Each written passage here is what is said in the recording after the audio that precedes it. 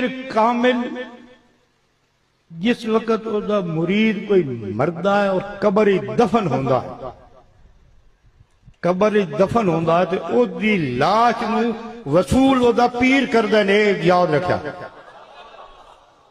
بھولنا نہیں اس گل نو۔ آپ نے عقیدے دے پکا رہنا اور پیر دا عشق و محبت آپ نے دل وچ قائم رکھنی۔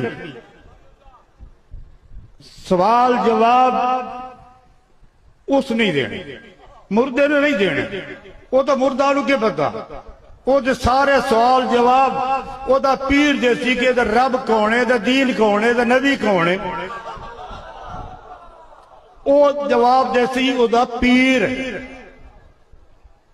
تو پھر یہ دسو جس مرید دا جواب سوال وہ دا پیر دے وے، وہ دے بخیوں نے تھی بھی کوئی شک ہے؟ کہتے ہیں کوئی پیر صاحب یہ بات بیان کر رہے تھے کہ جب مرید مرتا ہے اور دفن ہوتا ہے تو قبر میں پیر اس کی لاش کو قبول کرتا ہے، اور جب منکر نکیر سوالات کرتے ہیں تو جواب مرید نہیں دیتا بلکہ پیر جواب دیتا ہے۔ کیا یہ بات صحیح ہے؟ جی نہیں، بالکل خرافات پر مشتمل، انتہائی خرافات پر مشتمل اور سنت اور قرآن اور نبی کریم کی تعلیم کے انتہائی خلاف اور کار نبوت میں دخل اندازی کے مترادف ہے۔ کار نبوت یعنی نبی کا کام کیا ہوتا ہے؟ نبوت میں جو معاملات ہوتے ہیں کہ غیبی خبریں نبی کریم صلی اللہ علیہ وسلم دیتے ہیں، ہر نبی غیبی خبر دیتا ہے، اس پر ایمان لانے کا حکم دیتا ہے۔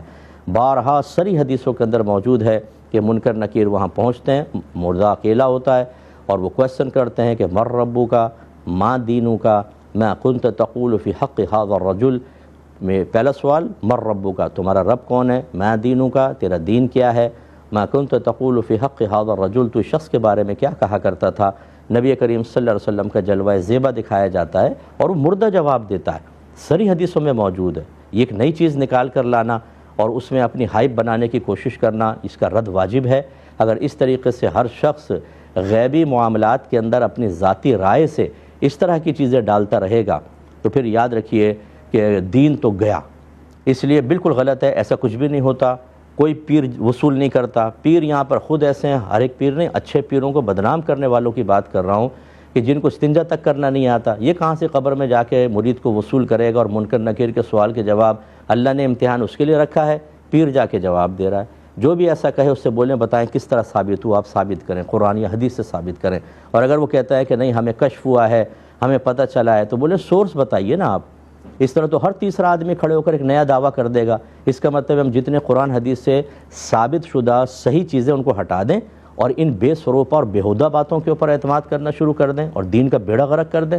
ہر شخص اپنی اپنی تعلیم لے کر آ جائے گا۔ ایسی چیزوں کا رد کرنا واجب ہے اور ایسے اشخاص سے دور ہونا انتہائی ضروری ہے، ورنہ تباہی مقدر بنے گی۔ ہم ایک طالب علم کی حیثیت سے گزارش کر رہے ہیں، کوئی ناراض ہونے کی ضرورت نہیں۔ مجھے پتہ ہے کہ جو جس کے بھی پیروکار ہوتے ہیں وہ ناراض ہو کے گالیاں بکنا شروع کر دیتے ہیں۔ میرے درجے بلند ہوں گے اور میدان محشر میں آپ حساب و کتاب کے لیے تیار رہیے گا، لائن میں آپ لگے ہوں گے اور آپ کی نیکیاں نکال کر ہم جیسوں کے نام اعمال میں ڈالی جائیں گی جو صحیح بات کہتے ہیں قرآن و حدیث کے مطابق اور اصلاح کر رہے ہیں۔